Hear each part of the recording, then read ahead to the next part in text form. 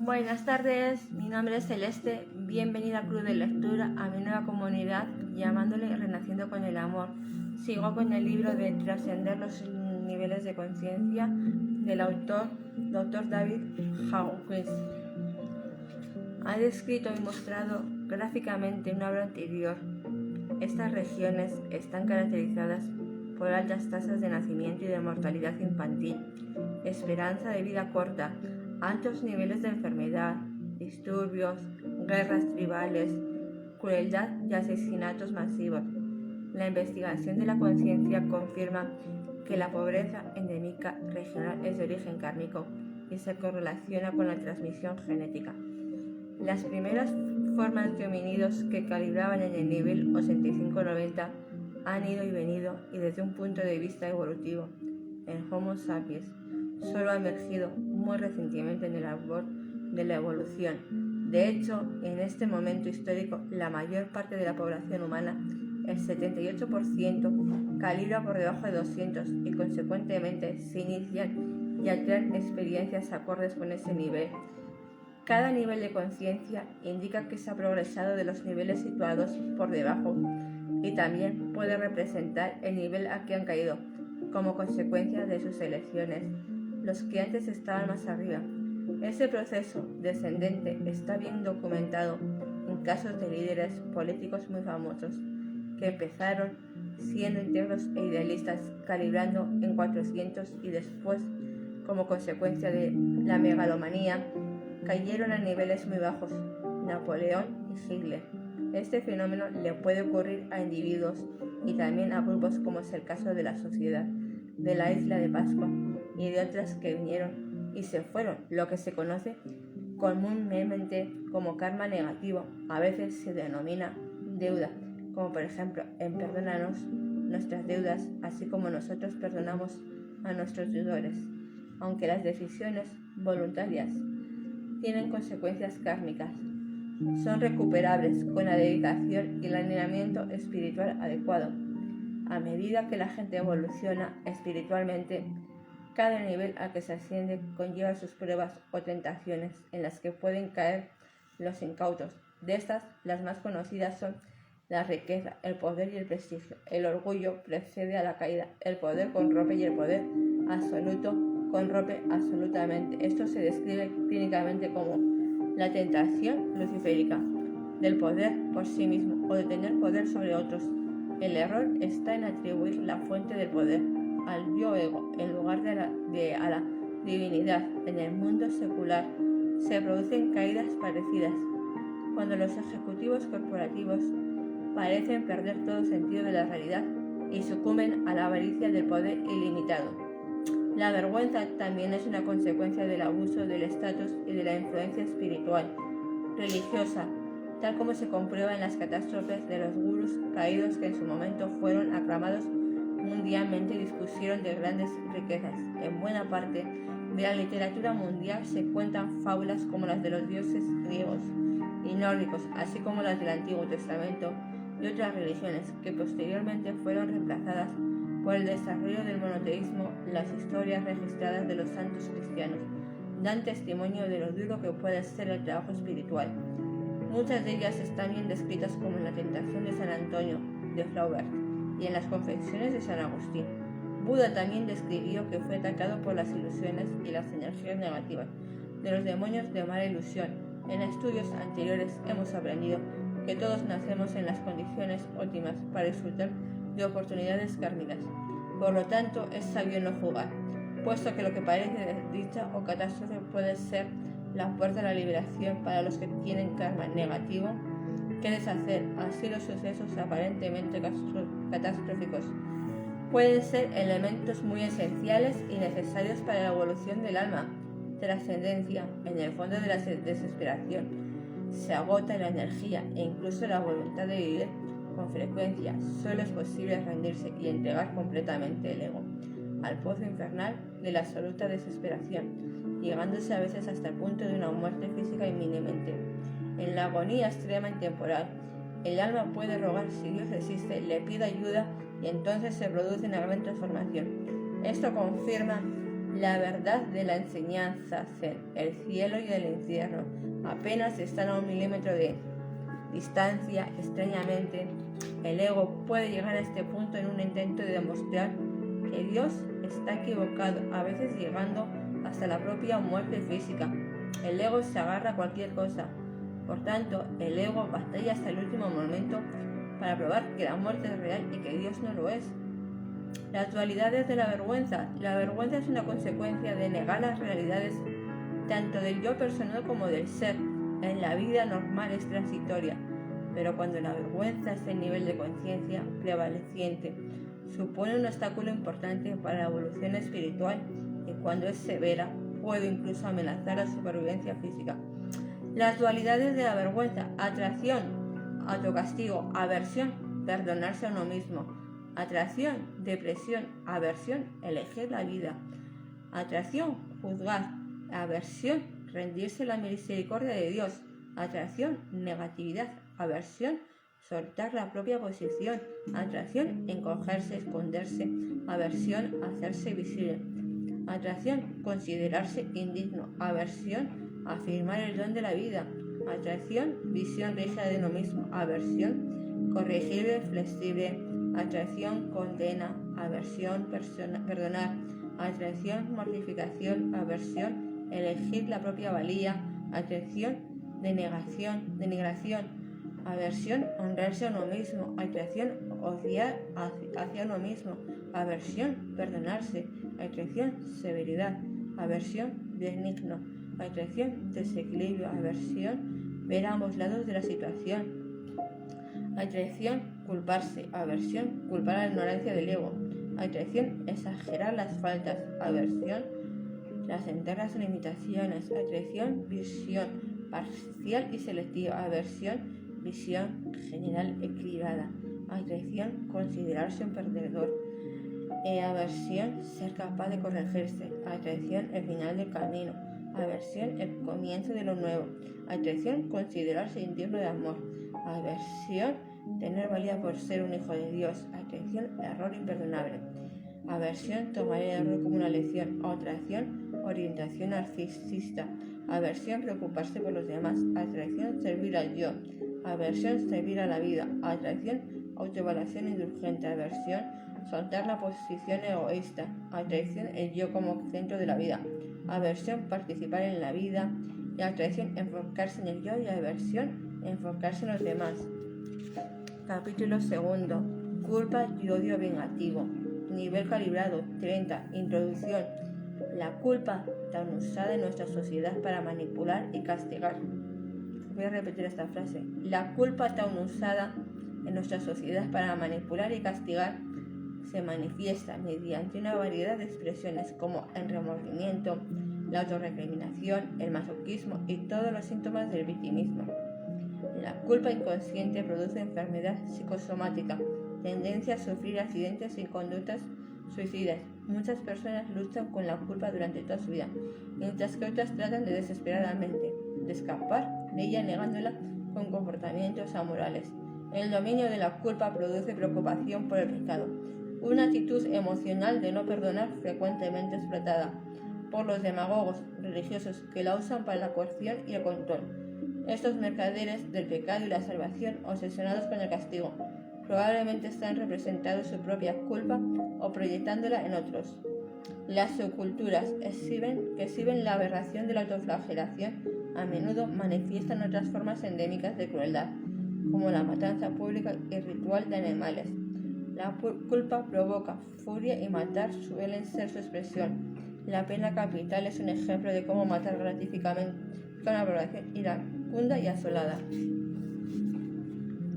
Con la culpa, aunque nunca se ha demostrado que tenga ningún valor disuasorio o corrector, en cambio, satisface la necesidad emocional del justo castigo. A nivel clínico, ese es el nivel de la culpa, sería la autocondena por ser malo y malvado. Aquí se considera a Dios como castigador y vengativo. La culpa es una conducta aprendida con componentes psicológicos importantes. Hay factores que contribuyen procedentes de la sociedad, de los padres y de la religión, y así como las programaciones negativas de los programas sociales. Por tanto, pueden predominar la vergüenza con el juicio subsiguiente de que uno es indigno, del que no merece amor y de ser un gusano sin valor, que es odiado por Dios y no está a la altura de la salvación, y mucho menos del perdón. En este nivel uno se juzga a sí mismo y se considera más allá de cualquier esperanza de redención. La culpa toma la forma de penitencia, odio hacia uno mismo, autocastigo, físico y psicológico, suicidio, abnegación y adicción, que se autopropaga. Oh Señor, mira cómo sufro. Se convierte en un intento sutil de manipular a Dios. Uno de los modos de gestionar la culpa que tiene el ego es la proyección, como uno no se apropia de sus motivos y emocionales. Las ve ahí fuera, lo que hace que el odio y la venganza hacia lo externo estén justificados. La enseñanza religiosa de odiar el pecado representa una paradoja espiritual, pues expresa la misma cosa que deplora. La compasión y el perdón permiten pasar por alto este error y tomar conciencia de que los individuos y la humanidad en general son limitados, ignorantes y en realidad no saben ni entienden qué hacer ni por qué. La ignorancia es un derivado automático de los mecanismos mentales internos heredados del ego, que fueron examinados y clarificados desde el punto de vista evolutivo. También es posible mejorar la culpa, reconociendo la verdad de la declaración de Sócrates de que todos los hombres buscan únicamente lo que perciben como bueno, pero por desgracia, debido a las limitaciones de la percepción, no podemos discernir entre la verdad y la falsedad, ni lo verdaderamente bueno de aquello que percibimos como deseable. Riqueza, éxito, posesiones, poder sobre los demás. La culpa es consecuencia del recuerdo de acciones pasadas que lamentamos. Dichas acciones solo pueden ser trascendidas mediante la recontextualización. Nuestros errores son la consecuencia natural e impersonal del aprendizaje y del desarrollo y por tanto son inevitables. A medida que progresó la evolución, surgió la capacidad de aprender, llamada inteligencia, como consecuencia del método de prueba y error, un proceso operativo requerido para la supervivencia. Dicho proceso fue acumulándose en forma de datos y recuerdos. Esto dio lugar a la larga continuidad temporal y experimental que clasifica los sucesos en entonces y ahora. El yo presente es el yo anterior fue y en verdad lo que fue no es idéntico a lo que es. El lamento y la culpa son el resultado de equiparar el yo presente que es con el yo anterior que era, pero en realidad ya no es. Ambos no son iguales. La culpa puede ser una emoción educativa surgida para avisarnos de que no cometamos el mismo error. No podemos reescribir el pasado, pero podemos recontextualizarlo para que sea la fuente de un aprendizaje constructivo. El lamento por los sucesos o las decisiones del pasado puede aliviarse cuando nos damos cuenta que parecía una buena idea en aquel momento. Como la mente humana tiene deficiencias y no es omnisciente, la ignorancia y la limitación que representan etapas evolutivas dan lugar a la culpa y el lamento. Los errores del pasado se debieron a limitaciones y pertenecen a cierto momento en la línea temporal de la evolución, tanto a nivel personal como colectivo. Lo que era aceptable en el pasado ya no lo es. La ignorancia se debe a falacias en la percepción o en la interpretación. Por lo tanto, cualquiera que sea el contenido del lamento, en realidad se trata del mismo defecto apareciendo en otras circunstancias de la definición absoluta y literal de la palabra. Pecado es error. Posteriormente, esto se combina con las elaboraciones, las clasificaciones y los mandamientos religiosos en función del grado atribuido de seriedad y culpabilidad. A nivel operativo, solo hay un único pecado recurrente, que es el error, la ignorancia, la percepción equivocada o el fallo en el cálculo. Es una consecuencia de la limitación de la conciencia humana. La humildad y la aceptación de dicha limitación facilitan el perdón de uno mismo. Siendo realistas, lo apropiado suele ser un lamento decente. Como decía Billy, el conocido fundador de Alcohólicos Anónimos. La culpa y el remordimiento excesivos son una forma disfrazada del egoísmo en la que el yo se hincha y se exagera, convirtiéndose en el héroe de la tragedia y en la negatividad de la que el ego se alimenta. Por lo tanto, liberarse de la culpa requiere renunciar a este egoísmo básico, porque el ego cobra fuerza por medio de la negatividad. Otra posición egoísta tendría que haberlo sabido, la cual da entrada a lo hipotético, que siempre es falaz. Todas las posiciones hipotéticas calibran como falsas. Revolcarse en la culpa es complacencia y alimentar al ego. Por lo tanto, tenemos que estar dispuestos a renunciar a ella. En términos psicológicos y según el psicoanálisis, la fuente de la culpa es lo que Freud denominó el superego. Esta es una parte de la mente que está compuesta de juicios y puntos de vista introyectados y de contenidos aprendidos. Un superego hipertrofiado pueden ser la fuente de un exceso de culpa o de escrúpulos, y también pueden ser proyectados sobre otros para justificar formas extremas de venganza, como la revancha contra el malvado enemigo. Eso permite racionalizar el dar muerte a otros porque se lo merece, lo que puede venir apoyado por la propaganda cultural y el lavado de cerebro sectario realizado por figuras de autoridad. Por ejemplo, los terroristas religiosos, las personas que son víctimas de la combinación del error, orgullo, distorsión de la verdad y del error, crueldad, salvajismo, alcanzan niveles de conciencia extremadamente bajos. Así, a menudo los peores estragos de la humanidad han sido causados en nombre de Dios. Desde el punto de vista evolutivo, esto revela las limitaciones del ego. Pueden verse que quienes perpetran salvajadas son víctimas de niveles rudimentarios de conciencia. A partir de analizar sus orígenes y dinámicas, se puede resumir que la culpa no es más que otra forma de egoísmo en la que se infla el error, en lugar de entregarlo a un poder superior. Dios no es sádico, de modo que la autodegradación o el autocastigo no les sirven ni sirven al resto de los seres humanos. El lado gótico de la cristiandad histórica tendía a glorificar la tela de saco, las cenizas y el sufrimiento de la penitencia. Desde una mayor comprensión del ego y su mecanismo, podemos ver que este mecanismo es sutilmente egoísta y puede conducir a extremos de ascetismo o persecución. En psicología, uno de los procesos para aliviar la culpa recibe el nombre de deshacer y guarda relación con llevar al superego unitivo, conciencia, hacia una visión más realista de la vida y a la compensación del error, de modo que se vuelva más benigno y menos sentencioso y punitivo. En el desarrollo infantil ideal, las figuras parentales introyectadas con las que uno se identifica no son duras sino amables, siendo profesores amorosos. También es posible proyectar externamente el superego punitivo en un posicionamiento político agresivo, crítico y extremo que tienda a propagarse por lo jugoso, que resulta el odio político. Otra expresión de este error es el modelo agresor-víctima, que tanto prevalece en nuestra sociedad y que se puede aplicar a cualquier situación social. En psicoanálisis, a este mecanismo se le llama proyección y tiene como finalidad mantener el conflicto reprimido en lugar de tomar conciencia de él y responsabilizarse. La comprensión y contextualización del ego en la terminología clásica es muy distinta de la que se hace en la terminología espiritual. El ego freudiano es un aspecto de la mente que tiene que lidiar con la realidad externa, además de equilibrar y resolver los conflictos internos, impulsos primitivos y la conciencia.